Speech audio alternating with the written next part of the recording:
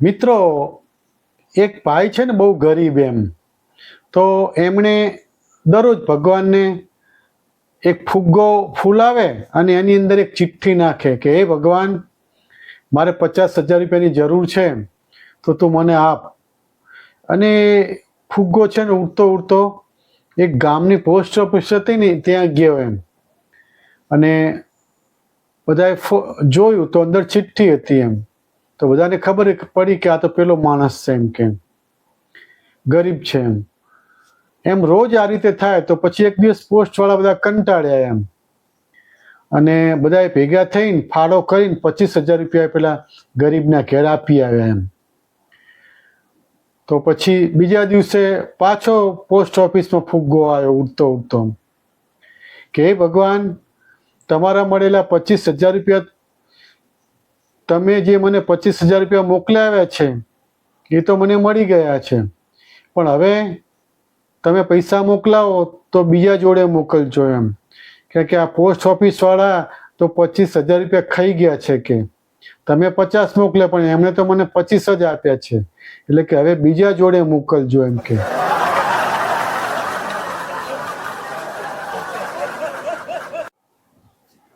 એક સ્કૂલમાં એક શિક્ષકે એક વિદ્યાર્થીને ઊભો કરીને કહ્યું કે બોલ રમેશ, હું તારા બાપુજીને 10,000 રૂપિયા 1 વર્ષ માટે 1.5% લેખે આપું છું એમ. તો મને 1 વર્ષ પછી કુલ કેટલા રૂપિયા તારા બાપુજી પાછા આપશે? તો રમેશ કે સાહેબ 1 પણ રૂપિયો પાછો ના મળે એમ. તો સાહેબ કે કેમ?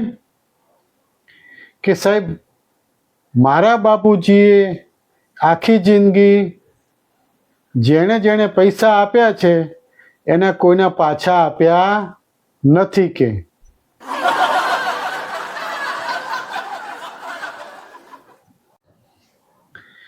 એક પતિ પત્નીનો છૂટાછેડાનો કેસ કોર્ટમાં ચાલતો હતો એમ.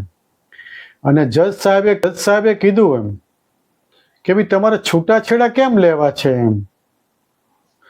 તો પેલો પતિ કે સાહેબ શું વાત કરું, કે આ મારી પત્ની છે ને દરરોજ રાત્રે નીકળી જાય છે અને કે આપણા શહેરમાં જેટલા ડાન્સ બાર છે ને એ બધાય ડાન્સ બારની મુલાકાત લે છે એમ. દરેક ડાન્સ બારમાં એ રોજ જાય છે કેમ. એટલે હવે એ મારાથી સહન થતું નથી અને એ આખી રાત બધા ડાન્સ બારમાં ભટક્યા કરે છે, એ મને પસંદ બિલકુલ નથી સાહેબ. એટલે એ મારાથી સહન થતું નથી, એટલે જજ સાહેબ મને છૂટાછેડા આપો એમ. તો જજ સાહેબ એટલું કહ્યું એમ, પણ કે એ તારી પત્ની આખી રાત આ ડાન્સ બારમાં કેમ ભટક્યા કરે છે? કે તો પેલો પતિ કે સાહેબ એ મને શોધવા ભટક્યા કરે છે. કે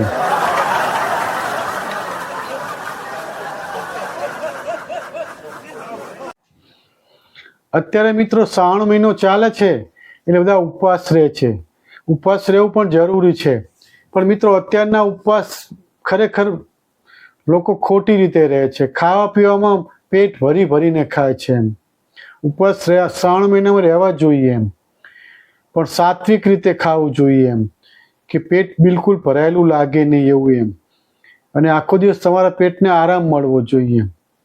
એક વખત એક પતિ એમની પત્નીને ફોન કર્યો એમ કે હેલો, ઉપવાસ છે તે કંઈ પણ ખાધું? પત્ની કે હા. તો પતિ કે પણ કે શું શું ખાધું એમ.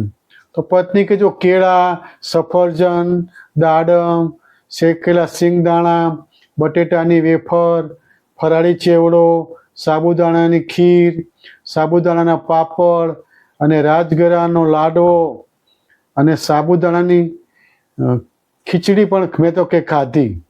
અને હવે અત્યારે હું બેઠી બેઠી જ્યુસ પીવું છું. કે તો પતિ કે ઓહો હો, બહુ આકરો ઉપવાસ કરે છે કે તું તો, કે બધાયથી ના થાય એવો તું તો ઉપવાસ કરે છે, પણ કે હજુ થોડું ખાઈ લેજે, નહીં તો ઉપવાસના લીધે કે તને પાછા ચક્કર ના આવે. કે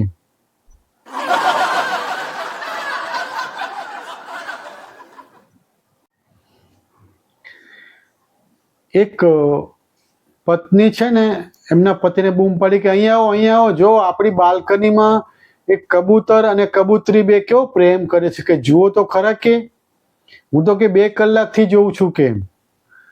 તો એનો પતિ આવીને કે ઓ આ તો રોજ આપણે ત્યાં આવે જ છે ને, આ કબૂતર આવે જ છે એમ કે. પણ કે જુઓ તો ખરા, પેલી કબૂતરી ચાંચમાં ચાંચ નાખીને કબૂતરને પ્રેમ કરે છે કે બોલો, અને તમે તો સાવ કે થોબારા જ રહ્યા કેમ, તમને કશું પ્રેમ કરતા જ ના આવડ્યું કેમ. તો પેલો પતિ કે તું ક્યારથી જુએ છે એમ કે. તો પત્ની કે હું 2 કલાકથી જોઉં છું. તો પતિ કે હું છેલ્લા 2-3 મહિનાથી જોઉં છું કે. કબૂતર એનું એ જ, પણ કબૂતરી રોજ નવી નવી હોય છે કે બોલ, શું કહું તને કે.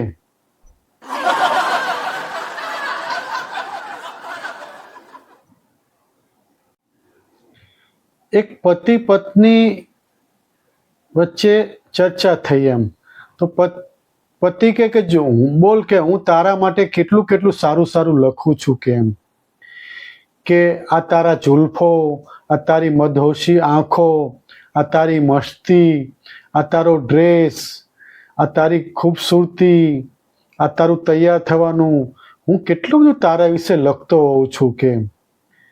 પણ તું તો મારા વિશે કશું લખતી જ નથી કે, કેમ આવું કરે છે, તું પણ મારા વિશે લખને એમ.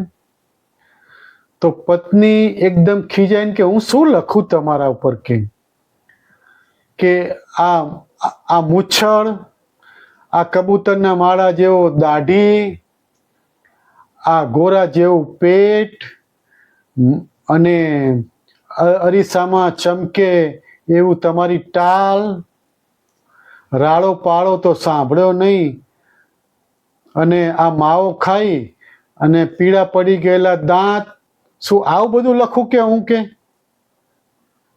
શરમાતા નથી કે, લખતી નથી ત્યાં લગી સારું છે પછી કે.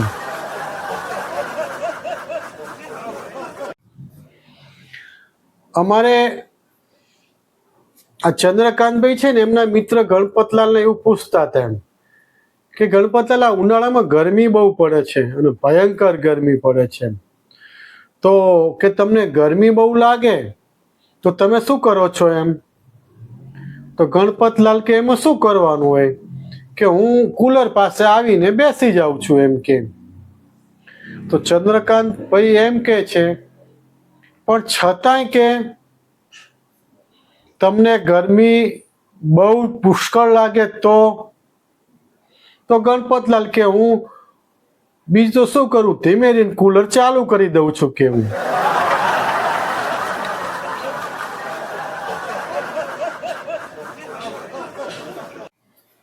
એક ભાઈએ મને પ્રશ્ન કર્યો એમ કે હરીશભાઈ આ પતિ અને પત્નીમાં શું ડિફરન્સ છે, શું ફેર છે એમ. તો જો ભાઈ પત્ની છે ને એ કુલર જેવી છે, જેની ઠંડક ઓછી અને અવાજ વધારે કરે, અને એનું પાછું રિમોટ પણ હોતું નથી એમ, એને કાબુમાં ના રાખી શકાય એમ. અને પતિ છે બિચારા એસી જેવા હોય એમ, બહાર ગમે એટલો અવાજ કરે પણ ઘરમાં એકદમ શાંત ઠંડક આપે, અને પાછા એ રિમોટથી ચાલે એમ. એટલે પતિ પત્નીમાં આ ડિફરન્સ છે.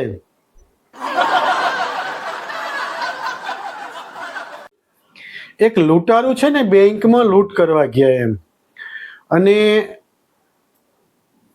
પિસ્તોલની અણી બતાવીને બધું લૂંટી લીધા, રૂપિયા બધા એમ. અને નીકળતા રસ્તામાં એક ભાઈ ઊભા હતા, એને પૂછ્યું કે મેં બેંક લૂંટી તે જોઈ. તો પેલો ભાઈ કે હા. તો તરત જ પેલા લૂંટારુએ ગોળી મારીને પેલી ભાઈને મારી નાખ્યો.